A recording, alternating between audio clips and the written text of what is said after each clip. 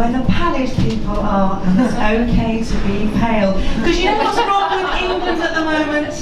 Apart from the shambolic government, the lack of opposition and the rise of the far right. The problem with England is too much bloody sunshine. Now, I say this as a fair-skinned Northern European woman resistant to tanning. Okay, so where I live, we've had more than 2 months of wall-to-wall sunshine, and my legs are stubbornly Dad's white. I should win a bloody prize for that. So this morning, what I've done for you is I've dyed my legs to make sure that we don't have any snow blindness in the audience from the hair. Yes, I've dyed my legs, so when I take my clothes off, I look like the unlikely love child of Gwyneth Paltrow and David Dickinson. So Gwynny from the waist up, Duddy-dee down below. Too much sunshine. Now that's a funny thing for a weather girl to say. I wouldn't often say that, I must admit. And that is what I am. I'm Sam Fraser, full-time feminist, part-time weather girl, always conflicted. And I'm not entirely sure how I came to be a weather girl, if I'm honest, because it certainly wasn't a burning ambition of mine growing up. No, when I was at school, there were only 2 things I wanted to be. One, I wanted to be Felicity Kendall, UK sitcom heroine of The Good Life, if you remember her. And 2, I wanted to be Debbie Harry, sexy lead singer of New York punk band Blondie. Trouble was, when I put on the dungarees like Felicity Kendall, I looked like a quick fit mechanic. And when I put on the black leather skirt in homage to Debbie, I looked like I should be on special offer in Furniture Village. Wipe clean and easy terms, naturally. So what I did in fact become when I left school and graduated university was an English teacher. Now I don't know if there were any teachers in. Any teachers in? No. They're all getting over term. Oh, there is. It's the summer holidays, isn't it? You are allowed out. But it's fucking hard work, isn't it? Oh my God. I quickly learnt that your life as a teacher is all about marking. You set work, you mark work, you return work, you repeat. And it's like a hideous hamster wheel of homework, and I really wasn't cut out for it. So I very quickly learned that the best thing to do was to opt to take all of the bottom sets, so all of the really fit kids, because if you set them a timed essay, generally speaking, they just draw a trainer, and you can mark a whole set of those without taking your eyes off Holby City. Winning! What you didn't want was the people-pleasing, try-hard dyslexic, because their essays take fucking forever to make. I can remember one boy writing an essay on that John Steinbeck classic of Mice and Men. I don't know, some of you might be familiar with it. And what he wrote was, Lenny used to lick rabbis. I puzzled over that sentence for a long time. Lenny used to lick rabbis. What the fuck did that mean? Had he, I wondered, stumbled upon some Judeo-erotic theme in the novel? I don't know.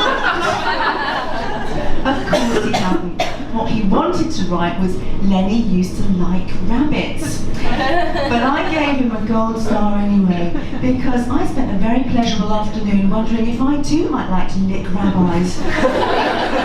And whether those rabbis might like to lick me right back. I already knew I liked rabbits, girls. If there are any rabbis in the audience, please see me later, because that fantasy is still working for me. Now, the other thing I hated about teaching was the lack of anonymity, because when you're a teacher, you come into contact with hundreds of children and their families, and you can never get away from them. So you'll be doing your shopping in Sainsbury's, and somebody will leap out from the frozen aisle, waving his cheap sausage at you, and want to engage in conversation. I couldn't stand it. It was like being a low-rent celebrity. Someone like Kerry Katona without all the free shit from Iceland. So in order to stop this scenario arising, I took to shopping in towns as far away from the school as I could get. And one day I was shopping in a town about 20 miles away. I thought I was perfectly safe. And I was buying a present for my friend Ed. Now he had recently revealed to me that he'd never used, gosh, this is quite difficult to talk about on a Sunday morning. He never used a vibrating pleasure ring. You know what I'm talking about? He sort of battery-operated hoopla. I'm going to say it. It's Sunday. I'll be damned.